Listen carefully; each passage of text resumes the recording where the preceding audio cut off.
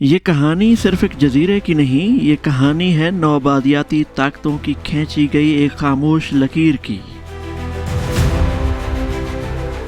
ایک ایسی لکیر جس نے جنگلات کے بیچ رہنے والے قبائل کی تقدیر بدل دی، اور پھر دنیا نے دیکھا کہ نقشوں پر بننے والی سرحدیں ہمیشہ کاغذوں تک محدود نہیں رہتی، کبھی کبھی وہ نسلوں تک خون بہاتی رہتی ہیں۔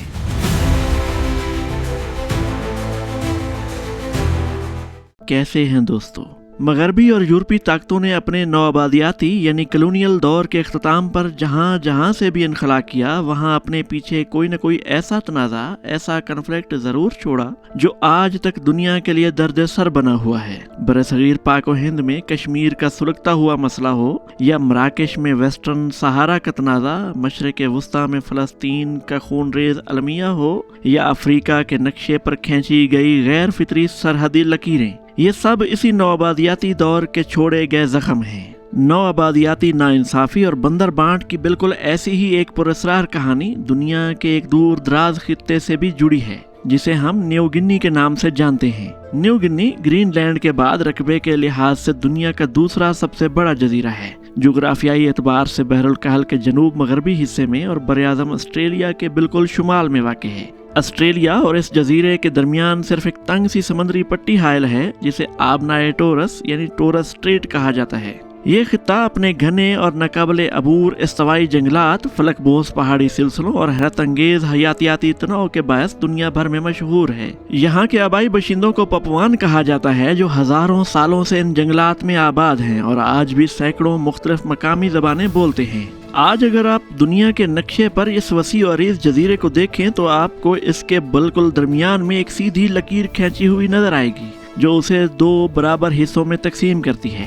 اس کا مشرقی نصف حصہ آج پپوا نیو گنی کے نام سے ایک آزاد اور خود مختار ملک ہے، جبکہ اس کا مغربی حصہ آج انڈونیشیا کے کنٹرول میں ہے۔ نقشے پر نظر آنے والی یہ سیدھی لکیر کسی جغرافیائی حقیقت، ثقافت یا مقامی لوگوں کی مرضی کی عکاسی نہیں، بلکہ یہ بھی انہی یورپی طاقتوں کی کھینچی گئی ایک خونی لکیر ہے جس نے ایک ہی خطے کو دو مختلف تقدیروں میں بانٹ دیا۔ دنیا کے دوسرے سب سے بڑے جزیرے نیو گنی کا مشرقی حصہ آج پاپوا نیو گنی کہلاتا ہے، جو وہاں کے مقامی باشندوں یعنی پاپوانوں کے نام سے منسوب ہے۔ مگر سوال یہ پیدا ہوتا ہے کہ جزیرے کا مغربی حصہ انڈونیشیا کے قبضے میں کیوں ہے؟ دراصل آج اس پورے جزیرے کی تقدیر کا فیصلہ وہ لکیر کر رہی ہے جو 1848 میں برطانوی اور ولندیزی نوآبادیاتی طاقتوں نے محض اپنی سہولت کے لیے کھینچی تھی۔ دریائے فلائی کے قریب ایک چھوٹے سے موڑ کو چھوڑ کر یہ سیدھی لکیر زمینی حقائق سے یکسر کٹی ہوئی تھی۔ اس ویڈیو میں ہم اسی بات کا جائزہ لیں گے کہ کس طرح نوآبادیاتی نظام، سفارتی داؤ پیچ اور کس حد تک خونی تنازعات نے اس جزیرے کے نصف حصے کو انڈونیشیا کے پرچم تلے لا کھڑا کیا۔ تاریخ کے اوراق پلٹیں تو جزیرے کے وسط میں پاپوان باشندوں کی نسبتاً چھوٹی آبادی مقیم تھی، اور ان کے ہاں شہروں کا کوئی وجود نہیں تھا۔ یہی وجہ ہے کہ ابتدا میں یورپی طاقتوں نے ان پر کوئی خاص توجہ نہیں دی۔ ہسپانوی مہمجوؤں نے یہاں کے باشندوں کی ظاہری مشابہت افریقہ کے خطے گنی کے لوگوں سے جوڑتے ہوئے اس جزیرے کو نیو گنی کا نام دیا اور پھر اسے اس کے حال پر چھوڑ دیا۔ کہانی میں اصل موڑ 19ویں صدی میں ولندیزیوں یعنی ڈچ اقوام کی مستقل آمد سے آیا۔ وہ ایسٹ انڈیز کے ایک بڑے حصے پر پہلے ہی قابض ہو چکے تھے، اور انہوں نے نیو گنی کے مغربی ساحلوں پر چند چھوٹی بندرگاہیں بھی تعمیر کر لی تھیں۔ ڈچوں کے لیے یہ جزیرہ بذات خود کوئی خاص اہمیت نہیں رکھتا تھا، بلکہ یہ ان کے دیگر قیمتی مغربی جزائر کو حریف یورپی طاقتوں سے محفوظ رکھنے کے لیے ایک بفر زون کے طور پر کام آتا تھا۔ ڈچ حکومت یہاں براہ راست نہیں بلکہ جزائر مالاکو کے طاقتور سلطان تیودور کے ذریعے اپنا اثر و رسوخ قائم رکھتی تھی، اور جزیرے پر کسی بھی وقت چند سو سے زیادہ ڈچ آبادکار مقیم نہیں رہے۔ 1848 میں برطانیہ نے بھی خطے میں دلچسپی دکھائی اور ڈچوں کے ساتھ جزیرے کی ملکیت کو تقسیم کرنے پر راضی ہو گیا۔ بعد ازاں برطانیہ نے مشرقی حصے کے کچھ علاقوں کو اپنی نوآبادیات میں شامل کر لیا، جبکہ جرمنی بھی اپنی نوآبادیاتی توسیع کے دور میں میدان میں کود پڑا اور اس نے بھی ایک حصہ ہتھیا لیا۔ یہ نوآبادیاتی ڈھانچہ 1914 میں پہلی جنگ عظیم چھڑنے تک برقرار رہا۔ جنگ کے دوران سلطنت برطانیہ کی نمائندگی کرنے والی آسٹریلوی افواج نے جرمنوں سے ان کا زیر قبضہ علاقہ چھین لیا۔ जंग के खात्मे पर जजीरे के मशरकी निस्फ हिस्से का कंट्रोल ऑस्ट्रेलिया के पास चला गया। दूसरी जंग अजीम में जापानी कब्जे के मुख्तसर दौर को छोड़कर ये मशरकी हिस्सा 1975 में पापुआ न्यू गिनी के नाम से एक आज़ाद मुल्क बनने तक ऑस्ट्रेलिया ही के ज़ेर इंतज़ाम रहा। दूसरी जानब मगरबी न्यू गिनी, जिसे इंडोनेशियाई बशिंदे आमतौर पापुआ या मगरबी एरियान कहते हैं, कि किस्मत में शदीद कठिन हालात लिखे थे। दूसरी जंग अजीम के बाद डचों ने अपनी बैरून मुल्क सल्तनत से हाथ खींचना शुरू किए तो इंडोनेशिया ने भी आज़ादी का अलम बुलंद कर दिया। साबका डच ईस्ट इंडीज के अवाम में जापानी मजालिम ने एक मुश्तरका कौमी तशख़्ख़ुस उजागर कर दिया था। जंग के बाद किसी नए गैर मुल्की आका की हुक्मरानी कबूल करना उनके लिए मुमकिन नहीं रहा था। चुनांचे 17 अगस्त 1945 को जापान के बाकायदा हथियार डालने के महज 2 रोज बाद सुकार्नो और मोहम्मद हेता ने इंडोनेशिया की आज़ादी का ऐलान कर दिया। इसके जवाब में यूरोपीय ताकत यानी डचों ने दोबारा अपना तसल्लुत कायम करने की नाकाम कोशिश की तो एक तवील सियासी और मुसल्लह कशमकश का आगाज हो गया। नौआबादियाती यानी कॉलोनियल निज़ाम के खात्मे के इस पूरे अमल में पापुआ की हैसियत बड़ी अजीबोगरीब थी। वहाँ मकामी आबादी और डचों की मौजूदगी दोनों ही ना होने के बराबर थी। चूँकि इंडोनेशिया की तहरीक आज़ादी या डच इंतज़ामिया में पापुआनों की कोई नुमाइंदगी नहीं थी, इसलिए उनकी आवाज़ और नुक्ता नज़र को यकसर नज़रअंदाज कर दिया गया।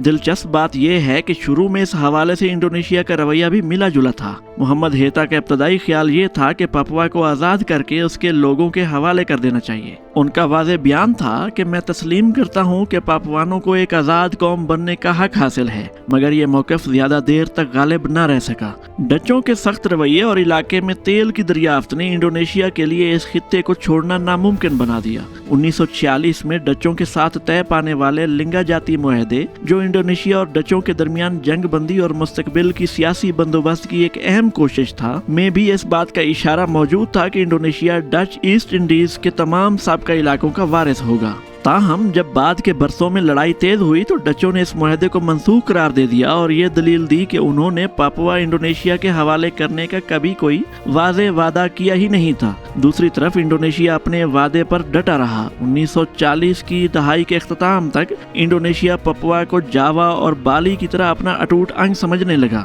इसी दौरान नीदरलैंड की सियासत में दाएं बाजू के उभार ने डच हुक्मरानों को अपनी बची खुची सल्तनत से चिमटे रहने पर उकसाया। पापुआ उनके लिए डूबते हुए डच साम्राज्य वकार की आखिरी अलामत बन चुका था। डच बखूबी जानते थे कि पापुआ पर उनका कब्जा हमेशा नहीं रह सकता। उन्होंने पापुआनों की मुस्तकबिल की आज़ादी का अहद तो किया, लेकिन साथ ही ये शर्त भी आयद कर दी कि ये मंजिल मजीद कई दहाइयों की डच रहनुमाई के बाद ही मिल सकेगी।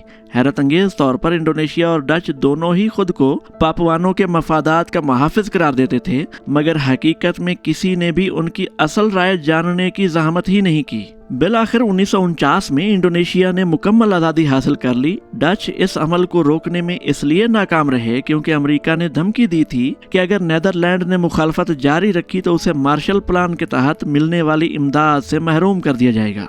इसी साल हैग कॉन्फ्रेंस में पापुआ का मसला हल होने की उम्मीद थी, मगर मुज़ाकरात बेनतीजा रहे। इस तरह नई कौम के वजूद में आने के बावजूद पापुआ का मसला इल्तवा का शिकार रहा। 1950 की दहाई में डचों ने पापुआ में अपनी नौआबादियाती गिरफ्त को मजीद फैलाने की कोशिश की, ताहम उनका कंट्रोल साहली पट्टी से ज्यादा आगे न बढ़ सका। घने जंगलात और दुश्वार गुजार पहाड़ी सिलसिलों पर मुश्तमिल वस्ती इलाका, जहां ज्यादातर पापुआन आबाद थे, डच हुक्मरानी की रसाई से मुकम्मल तौर पर बाहर था। एक अंदाजे के मुताबिक पापुआ की सिर्फ 25% से भी कम आबादी किसी मुअस्सर डच अमलदारी के मतहत थी। इस सब के बावजूद 1950 की दहाई के अवाखिर तक डचों ने अपना कंट्रोल मजीद सख्त कर दिया और 1952 में अपने आइन में तरमीम करके पापुआ को ममलिकत नीदरलैंड का अटूट अंग करार दे दिया। आलमी सतह पर हमदर्दियां समेटने के लिए डचों ने पापुआ पर अपने कब्जे को जनूब मशरकी एशिया में कम्युनिज्म मुखालिफ इकदाम के तौर पर पेश किया। दूसरी जानब सर्द जंग में इंडोनेशिया के गैर जानबदाराना मौक़िफ़ की वजह से वाशिंगटन और उसके इत्तेहादियों को शक था कि इंडोनेशिया की दरपर्दा हमदर्दियां कम्युनिस्टों के साथ हैं, जिसने डच मौक़िफ़ को मगरबी दुनिया में मजीद तक़वियत दे दी।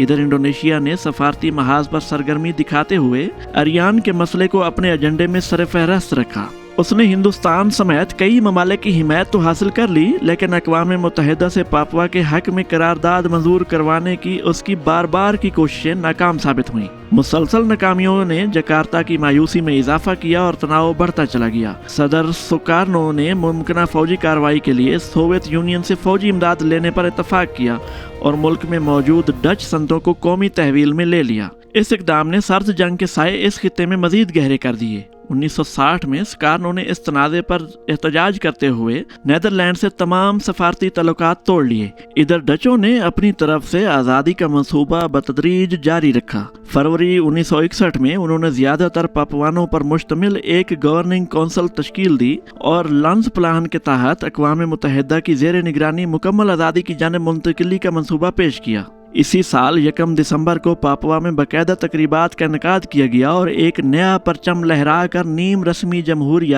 یعنی مغربی پاپوا کا اعلان کر دیا۔ اس پیش رفت کو دیکھ کر سکارنو شدید غضبناک ہو گئے، کیونکہ انڈونیشی قیادت خود مختار پاپوا کا خیال بہت پہلے ہی ترک کر چکی تھی۔ چند ہی ہفتوں کے اندر انڈونیشی حکومت نے آپریشن ٹریکورا کا آغاز کر دیا۔ اس منصوبے کے تحت بقیہ ڈچ افواج اور پاپوا کے آزادی پسند گروہوں کو کچلنے کے لیے پیرا ٹروپرز اور میرینز کو پاپوا میں اتارا گیا۔ 15 جنوری 1962 کو ڈچ بحریہ نے ان کی ایک دراندازی کو روکا، جس کے نتیجے میں ایک مختصر جھڑپ ہوئی جسے بحیرہ آرفورا کی جنگ کہا جاتا ہے۔ اس مختصر مگر علامتی جھڑپ میں تقریباً 40 انڈونیشی فوجی اور ملاح مارے گئے۔ اگرچہ اس آپریشن میں ہلاکتیں کم ہوئیں اور اس کا اثر بھی محدود رہا، لیکن اس کی بڑی وجہ امریکہ کی بروقت مداخلت تھی۔ امریکی صدر جان کینیڈی نے جنگ پھیلنے کے سنگین خطرے کو بھانپ لیا تھا۔ چونکہ ان کا جھکاؤ انڈونیشیا کی جانب تھا، اس لیے 1962 میں انہوں نے نیدرلینڈ کو دو ٹوک الفاظ میں بتا دیا تھا کہ اگر تنازع چھڑا تو نیٹو ان کی پشت پناہی نہیں کرے گا۔ انہوں نے دونوں فریقین کو مذاکرات کی میز پر بیٹھنے پر مجبور کیا، جس کے چند ماہ بعد نیو یارک معاہدہ طے پایا، جس نے بظاہر پاپوا کے تنازع کو حل کر دیا۔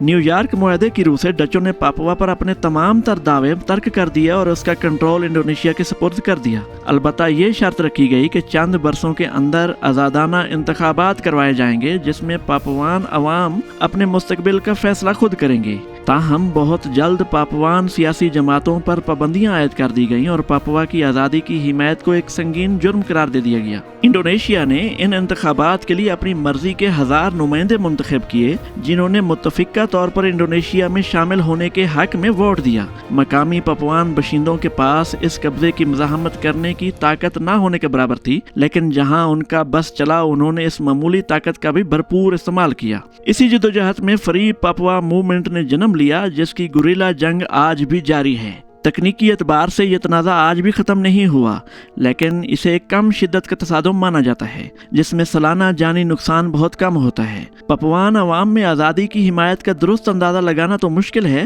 لیکن کم از کم مستقبل قریب میں حالات میں کسی بڑی تبدیلی کے آثار دکھائی نہیں دیتے۔